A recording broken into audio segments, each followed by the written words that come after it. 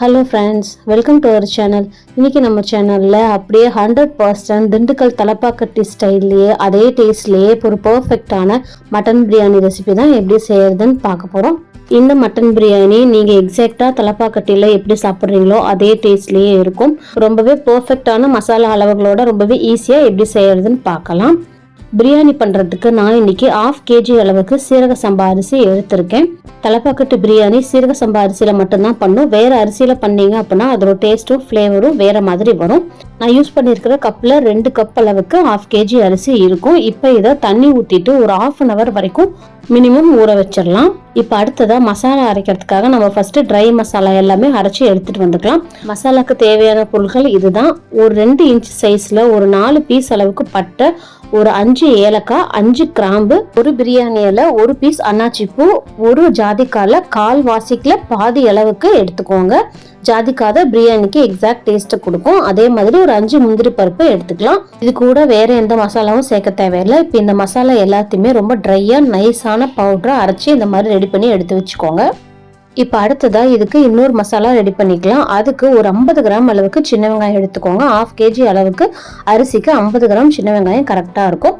காரத்துக்காக 4 பச்சை மிளகாய். உங்களுக்கு காரம் இன்னும் அதிகமாக வேணும், இன்னும் அதிகமாக கூட சேர்த்துக்கலாம். அடுத்ததாக 1 inch சைஸில் ஒரு 4 இஞ்சி துண்டு எடுத்துட்டு 2 கட்டி பூண்டு உளிச்சு எடுத்துக்கோங்க.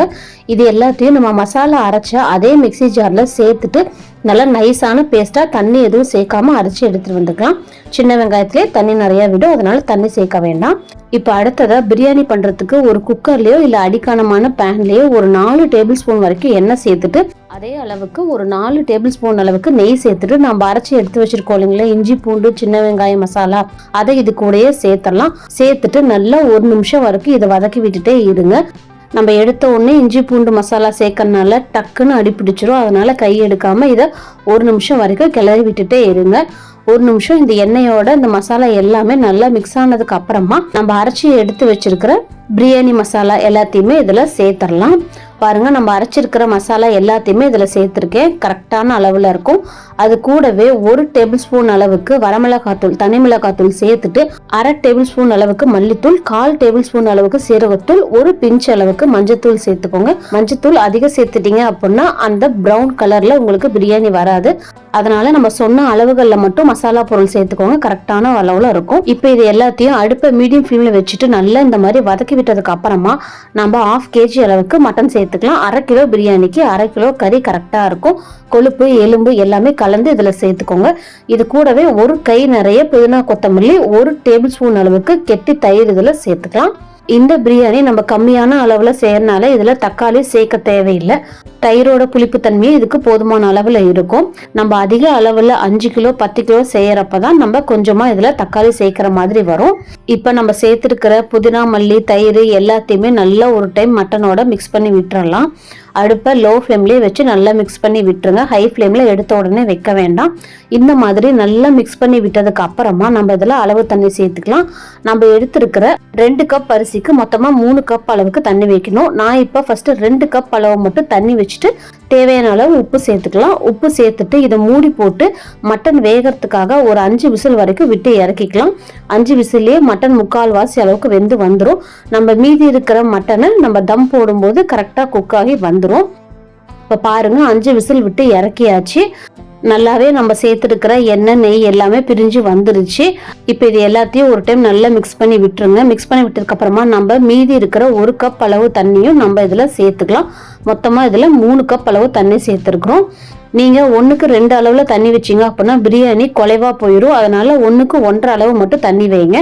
இப்போ இதில் இன்னும் கொஞ்சம் நம்ம தேவையான அளவு உப்பு சேர்த்துட்டு நல்லா ஒரு டைம் மிக்ஸ் பண்ணிட்டு இந்த மாதிரி நல்லா கொதிக்க விடுங்க. கொதிச்சதுக்கு அப்புறமா நம்ம ஊற வச்சிருக்கோம் இல்லைங்களா சீரக சம்பா அரிசி, அதை இதில் தண்ணி எல்லாம் சுத்தமாக வடிச்சிட்டு இதில் சேர்த்துக்கலாம். தண்ணி கொஞ்சம் கூட இருக்கக்கூடாது. உங்களுக்கு பிரியாணி உதிரி உதிரியாக வரணும் அப்படின்னா தண்ணி அளவு ரொம்பவே முக்கியம். இப்போ அரிசி சேர்த்துட்டு நல்லா ஒரு டைம் மிக்ஸ் பண்ணி விட்டுருங்க. இப்போ அடுப்பை மீடியம் ஃப்ளேமில் வச்சுட்டு இதுல இருக்க தண்ணி எல்லாம் ஒரு 70% சுண்டுற அளவுக்கு நம்ம இதை நல்லா கொதிக்க விட்டுறலாம். அதுலயே அரிசி ஒரு 50% வரைக்கும் நல்லா வெந்துரும்.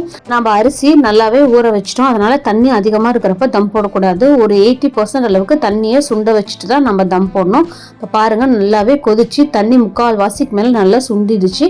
இப்ப சாதம் அரிசி எல்லாத்தையுமே நல்லா இந்த மாதிரி கிளறி விட்டுட்டு ஒரு அடி கனமான தோசைக்கல் மேல நம்ம செஞ்ச பிரியாணி பாத்திரத்தை வச்சுட்டு ஒரு டைம் மட்டும் இதை மிக்ஸ் பண்ணிட்டு லெவல் பண்ணி விட்டுட்டு நம்ம இதை மூடி போட்டுடலாம். நீங்க தம் போடுறதுக்கு முன்னாடி இந்த மாதிரி அரிசியும் தண்ணியும் சம அளவுல இருக்கணும். இப்ப இதை மூடி போட்டுட்டு மேல ஒரு வெயிட் வச்சிருங்க. வெயிட் வச்சுட்டு 1 நிமிஷம் வரைக்கும் ஹை ஃப்ளேம்ல வச்சுட்டு அதுக்கப்புறமா லோ ஃப்ளேம்ல வச்சு ஒரு 20 நிமிஷம் அப்படியே தம்மாக விட்டுருங்க. அதுக்கப்புறமா அடுப்பு அணைச்சிட்டு ஒரு 5 நிமிஷம் அப்படியே தம்ல வச்சுட்டு இறக்கிட்டீங்க அப்படின்னா பர்ஃபெக்டா குக் ஆகி வந்துடும். இந்த மாதிரி இறக்குனதுக்கு அப்புறமா மேல ஒரு 2 டேபிள் ஸ்பூன் அளவுக்கு நெய் சேர்த்துட்டு இதை ஒரு டைம் மட்டும் மிக்ஸ் பண்ணி விட்டுறலாம். பாருங்க நல்லாவே உதிரி உதிரியா வந்திருக்கு. நீங்க கரெக்டான பக்குவத்துல இறக்குறீங்க அப்படின்னா நீங்க கிளறி விட்டா கூட அரிசி எல்லாம் உடையாது, அப்படியே இருக்கும். இந்த சீரக சம்பா மட்டன் தலப்பாக்கட்டி பிரியாணியை கண்டிப்பா உங்க வீட்லயே ட்ரை பண்ணி பாருங்க. நான் சொன்ன எக்ஸாக்ட் அளவுல ட்ரை பண்ணுங்க, உங்களுக்கு இதே மாதிரி பர்ஃபெக்டா வரும். நீங்க தலப்பாக்கட்டில சாப்பிட்ட அதே டேஸ்ட்லயே அப்படியே இருக்கும். இந்த ரெசிபி உங்களுக்கு பிடிச்சிருந்தா நம்ம வீடியோவை மறக்காம லைக் பண்ணுங்க. நம்ம சேனல் உங்களுக்கு பிடிச்சிருந்தா மற்றவங்களுக்கு ஷேர் பண்ணுங்க. மறக்காம சப்ஸ்கிரைப் பண்ணுங்க. தேங்க்யூ.